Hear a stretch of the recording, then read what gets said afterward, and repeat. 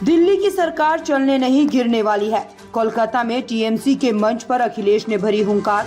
सपा अध्यक्ष अखिलेश यादव ने धर्मतला की रैली के मंच से केंद्र की नरेंद्र मोदी सरकार पर जोरदार हमला बोला। उन्होंने टीएमसी की रैली के मंच से जल्द ही नरेंद्र मोदी सरकार गिरने की भविष्यवाणी की है।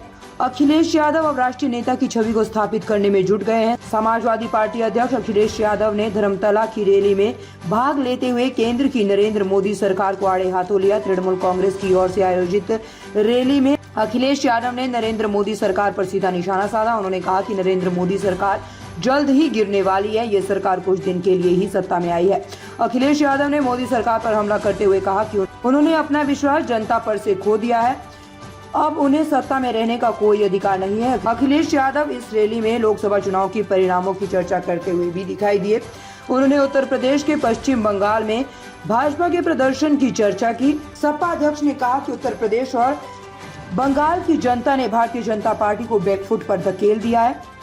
मैंने लोकसभा में भी कहा और आज भी कहता हूं, जो दिल्ली में सरकार में बैठे लोग हैं, वो सरकार चलने वाली नहीं है, वो सरकार गिरने वाली है। और हम और आप लोग देखेंगे एक दिन कि यही सरकार गिरेगी और हमारे आपके लिए खुशियों के दिन भी आएंगे। सपा मुखिया और यूपी के पूर्व मुख्यमंत्री अखिलेश यादव ने धर्मतला की रैली में मोदी सरकार पर जबरदस्त हमला किया। उन्होंने कहा कि ये जो कुछ दिन के लिए सत्ता में आए हैं, इन्हें जाना होगा। ये सब कुछ दिन के मेहमान हैं। उन्होंने साफ तौर पर कहा कि दिल्ली की सरकार चलने वाली नहीं है, ये सरकार गिरने वाली है। हम एक दिन देखेंगे कि यही सरकार गिर गई, हमारे आपके लिए खुशियों के दिन आएंगे। समाजवादी पार्टी के अध्यक्ष ने भाजपा सरकार पर निशाना साधते हुए कहा कि सांप्रदायिकता ताकतें षड्यंत्र रचने में जुटी हुई है। जो लोग सत्ता में हैं और दिल्ली के इशारे पर जो लोग अलग अलग जगह पर बैठे हैं, वो लगातार षड्यंत्र कर रहे हैं। अखिलेश यादव के इस बयान को कांवड़ यात्रा के दौरान रूट पर दुकानदारों के नेम प्लेट विवाद से जोड़कर देखा जा रहा है। दरअसल यूपी की योगी आदित्यनाथ सरकार ने कांवड़ यात्रा रूट पर आने वाले दुकानदारों को नेम प्लेट लगाना अनिवार्य कर दिया है। इसको लेकर यूपी की राजनीति में जबरदस्त बवाल मचा हुआ है। तृणमूल कांग्रेस की ओर से शहीद दिवस रैली का आयोजन धर्मतला में किया गया है। इसमें तृणमूल कांग्रेस अध्यक्ष ममता बनर्जी ने यूपी के पूर्व सीएम अखिलेश यादव को भी आमंत्रित किया है। ममता बनर्जी इस रैली के जरिए पश्चिम बंगाल में अपनी ताकत का प्रदर्शन कर रही है। पश्चिम बंगाल के राजनीतिक मैदान में ममता बनर्जी ने अपनी ताकत का प्रदर्शन लोकसभा चुनाव में किया।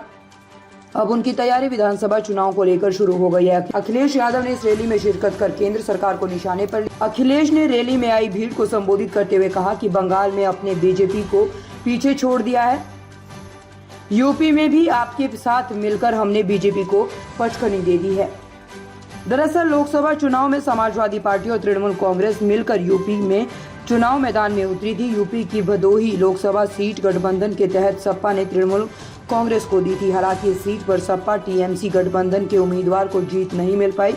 वहां पर भाजपा उम्मीदवार ने जीत दर्ज की। वैसे चुनाव में इंडिया गठबंधन 43 सीटें जीतकर एनडीए से आगे निकली। इसके साथ ही सपा मुखिया ने आगे कहा कि जब हम देश की राजनीति को देखते हैं तो आज की चुनौती बड़ी है।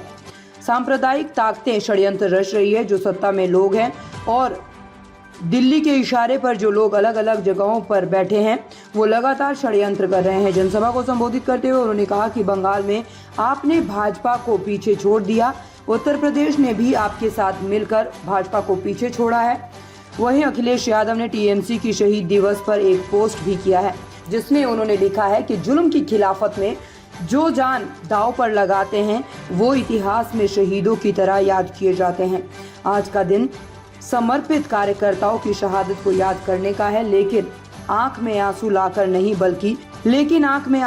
नहीं बल्कि सिर को उठाकर, क्योंकि ऐसी शहादतें किसी भी दल और देश का गौरवशाली इतिहास बनाती है। उन्होंने आगे लिखा, हिम्मत को बनाना हथियार और असूलों की बुनियाद रखना, अपने हौसलों को हौसला देने के लिए अपने शहीदों को हमेशा याद रखना। जय हिंद। ताज़ा खबरों से जुड़े रहने के लिए हमारे चैनल को सब्सक्राइब करें और बेल आइकन को दबाना ना भूलें, ताकि हर खबर की नोटिफिकेशन आपको मिलती रहे।